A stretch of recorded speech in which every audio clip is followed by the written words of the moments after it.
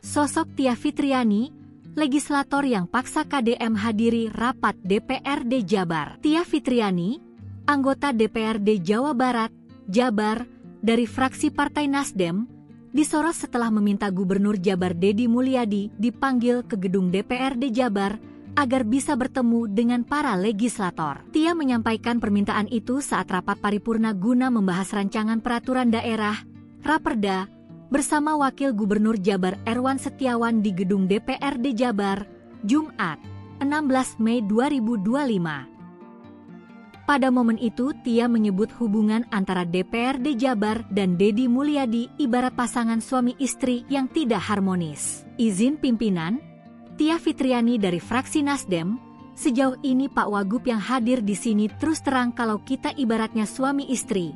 Kayaknya kita ini enggak baik-baik saja, ujar Tia dalam rapat tersebut. Selama periode saya ketiga ini, DPRD Provinsi Jawa Barat baru merasakan bahwa tidak ada hubungan yang harmonis sehingga kami ini sulit untuk menginformasikan keadaan di dapil.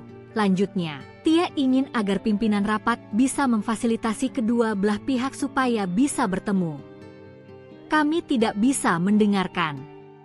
Jadi, mohon bisa difasilitasi bertemu dengan gubernur, tapi jangan juga kami harus mendatangi rumah beliau. Dia kemudian menyarankan agar Deddy Mulyadi dipanggil ke gedung DPRD Jabar supaya pertemuan itu bisa terlaksana.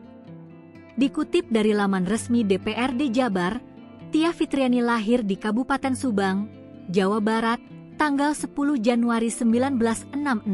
Dia berasal dari Partai Nasdem dan menjabat sebagai anggota Komisi 2, Bidang Perekonomian, DPRD Jabar pada periode 2019-2024. Di samping itu, dia tercatat menjadi anggota Badan Musyawarah dan Badan Pembentukan Peraturan Daerah.